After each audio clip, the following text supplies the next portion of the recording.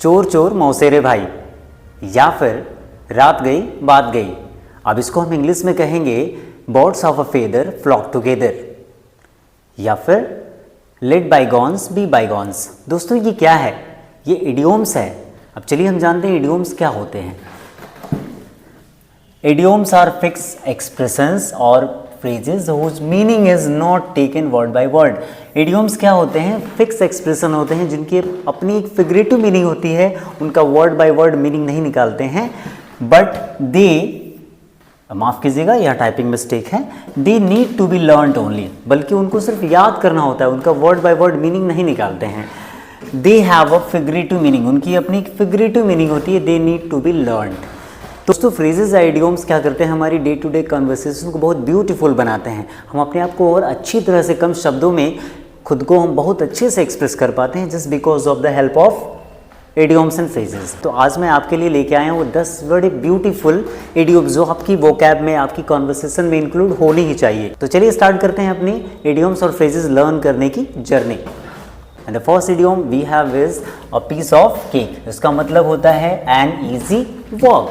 We can use this idiom in a sentence like passing NEET exam is not a piece of cake, यानी कि NEET का exam पास करना एक piece of cake नहीं है, एक आसान काम नहीं है। चलिए we have another example, nowadays making reels is a piece of cake, यानी कि आजकल रील्स बनाना, सोशल मीडिया साइट्स पर रील्स बनाना क्या है? एक पीस ऑफ केक है, एक आसान काम है।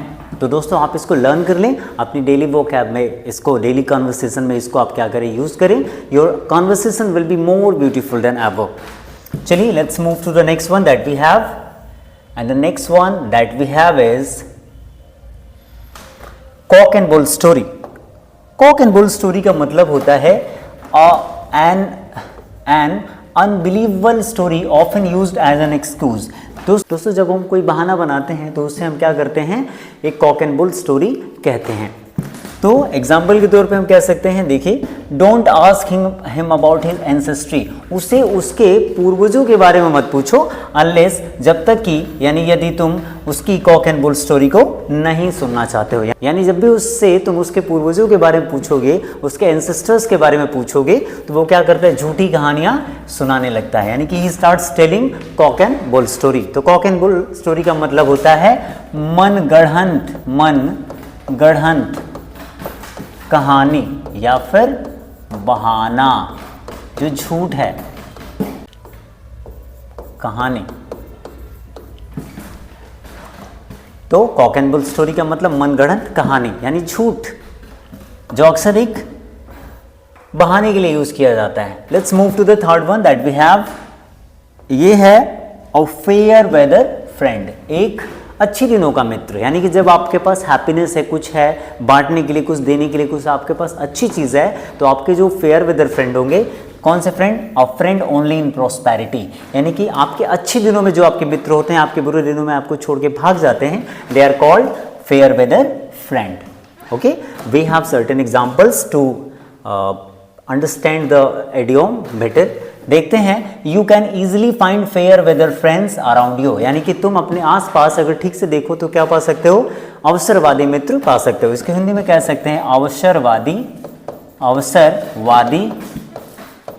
मित्र, या फिर आप कह सकते हैं खुशहाली के दिनों के दोस्त। ठीक है, तो अगला एग्जाम्पल है, I left all my fair weather friends as they were of no use to me. मैंने अपने सभी फेयर वेदर फ्रेंड्स को, यानी कि अवसरवादी मित्रों को, मतलबी दोस्तों को, खुशहाली के दिनों के दोस्तों को क्या कर दिया? छोड़ दिया, क्योंकि उनका कोई यूज नहीं था मेरी लाइफ में, वो मेरी लाइफ में क्या कर रहे थे? नुकसान कर रहे थे। तो चलिए मूव करते हैं, let's move to the next one.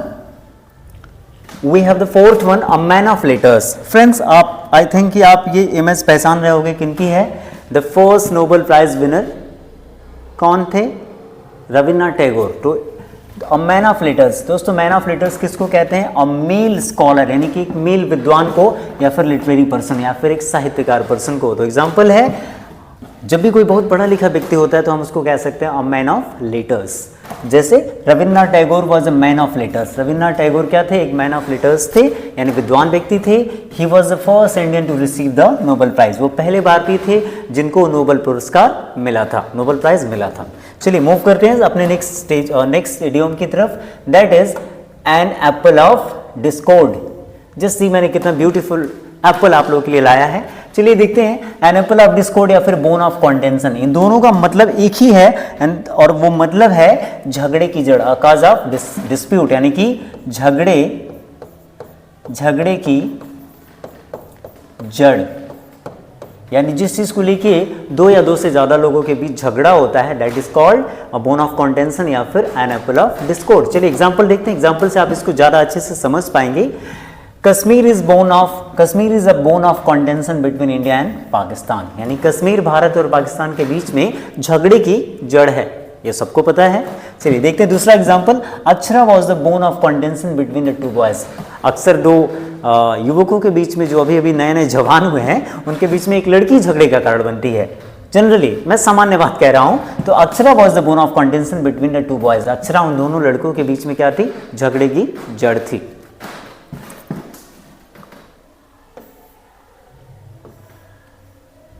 Friends अक्सर ऐसा होता है कि एक लड़की के लिए चार लोग, चार पांच लड़के लड़ रहे होते हैं और लड़की को पता भी नहीं होता। भाई लड़की से भी पूछ लो उसकी क्या रजा है, उसकी क्या मंशा है। आई थिंक चलिए जोक्स अपार्ट, तो beat about the bush. Beat about the bush का मतलब क्या होता है? To come indirectly to the point, यानी कि कोई फ्रेंड्स कुछ लोग ऐसे होते हैं कि एक बात को कहने के लिए सीधा साधा नहीं बोलेंगे, उसको ढेर सारी बातें घुमा घुमा के उस बात पे आएंगे। और जनरली ऐसे कौन लोग होते हैं? आई थिंक इंश्योरेंस एजेंट होते हैं जनरली। तो आप देख सकते हैं एग्जाम्पल, यानी कि घुमा फिरा के, इसकी हिंदी हो जाएगी घुमा फिरा के बात करना, सीधी साफ सपाट बात नहीं करना।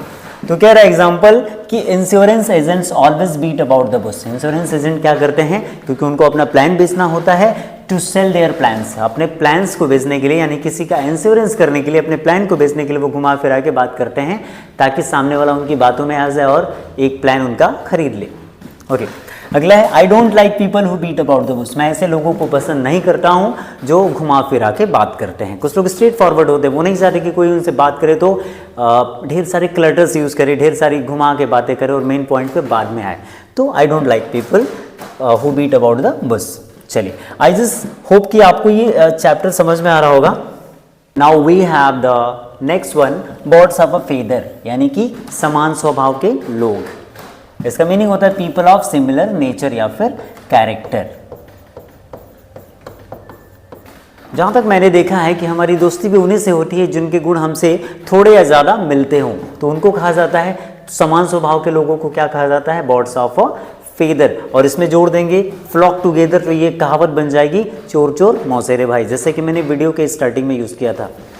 तो कह रहा है पीपल ऑफ सिमिलर कैरेक्टर या फिर सिमिलर नेचर। एग्जाम्पल है Raju, Ravi and Kavita stay together. Raju, Ravi और कविता अक्सर साथ ही रहते हैं, together most of the time, अधिकतर टाइम वे क्या करते हैं? साथ ही रहते हैं। They are birds of a feather, वे क्या हैं? समान स्वभाव के व्यक्ति हैं, समान स्वभाव के लोग हैं। उनका कैरेक्टर, उनके ट्रेड्स, उनकी क्वालिटीज मिलती हैं ज़्यादा। आगे कह रहा है birds of a feather flock together. यही मैंने जो कहावत यूज की थी, चोर चोर मौसेरे भाई। तो बर्ड्स ऑफ फेदर का मतलब क्या होता है? चोर चोर मौसेरे भाई। लेकिन ये क्या है? एक इडियम है जिसको हम कहते हैं समान स्वभाव के लोग। चलिए हम अगले इडियम की तरफ बढ़ते हैं। अगला इडियम कहता है किथ एंड किन। फ्रेंड्स, इनका मतलब होता है रिश्तेदार या दोस्त, रिलेटिव्स और फ्रेंड्स। हमारे रिलेटिव या फिर फ्रेंड्स को क्या कहते हैं? किथ एंड किन इडियम्स में। तो एग्जाम्पल है we always expect support from our kith and kin, यानी कि हम हमेशा क्या करते हैं? हम हमेशा अपने रिश्तेदारों से और दोस्तों से क्या एक्सपेक्ट करते हैं? सपोर्ट एक्सपेक्ट करते हैं। अगर वो सपोर्ट नहीं कर सकते तो फायदा क्या है उनके किथ या किन होने का, उनके रिश्तेदार या फिर दोस्त होने का। जो व्यक्ति जो आपका रिश्तेदार या आपका दोस्त आपके सुख दुख में ना खड़ा हो तो फिर उसके रहने या ना रहने का कोई फायदा नहीं है। तो फ्रेंड्स, किथ एंड किन का मतलब होता है फ्रेंड्स या रिलेटिव, सगे संबंधी। हमारे पास दूसरा एग्जाम्पल है, they invited all their kith and kin to their new home. उन्होंने अपने नए घर में किसको इन्वाइट किया? अपने सारे रिश्तेदारों को और दोस्तों को इन्वाइट किया। फ्रेंड्स, आई जस्ट होप कि आप ये सारे इडियम्स और फ्रेजेस अपने वोकैब में ऐड कर रहे होंगे, आपको ये लर्न भी होता जा रहा होगा। बाय लीप्स एंड बाउंड्स, इसका मतलब होता है दिन दुगुनी रात चौगुनी, यानी कि बहुत ही तेज गति से। इसका मतलब होता है दिन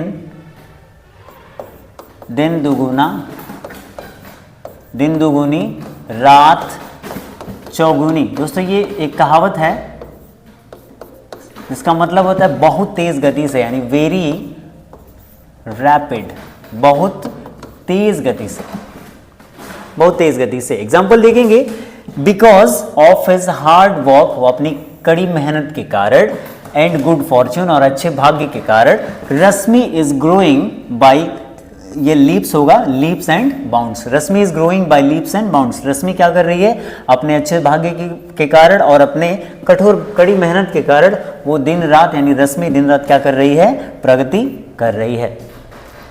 तो बाय लीप्स एंड बाउंड का मतलब होता है बहुत तेज गति से। दूसरा एग्जाम्पल हमारे पास है, may your knowledge grow leaps and bound. ईश्वर करे तुम्हारा नॉलेज क्या हो, दिन दुगुनी रात चौगुनी बढ़े, यानी बहुत तेज गति से तुम्हारी जो नॉलेज है, तुम्हारा जो ज्ञान है वो बढ़े। और हमारा अगला इडियम है, और आई थिंक ये हमारा लास्ट इडियम है, कि फेयर एंड स्क्वायर, यानी कि ऑनेस्ट। इसका मतलब होता है ऑनेस्ट। फेयर एंड स्क्वायर का मतलब होता है ऑनेस्ट। हमारे पास इसका एग्जाम्पल है, mister Ravi Sharma is fair and square in his dealings, यानी कि मिस्टर शर्मा अपने डीलिंग्स में क्या है, हमेशा ईमानदार रहते हैं। ऑनेस्ट यानी ईमानदार। We should be fair and square, हमारे पास दूसरा एग्जाम्पल है, we should be fair and square with everyone. हमें हर किसी के साथ फेयर एंड स्क्वायर रहना चाहिए, यानी ऑनेस्ट रहना चाहिए। हमें ऑनेस्टली पेश आना चाहिए। तो हमारा यहाँ पे 10 इडियम खत्म होता है। आई जस्ट होप कि ये सारे 10 के 10 इडियम आपने याद कर लिए होंगे और आपको समझ में भी आ गए होंगे। Please like, comment, share and subscribe.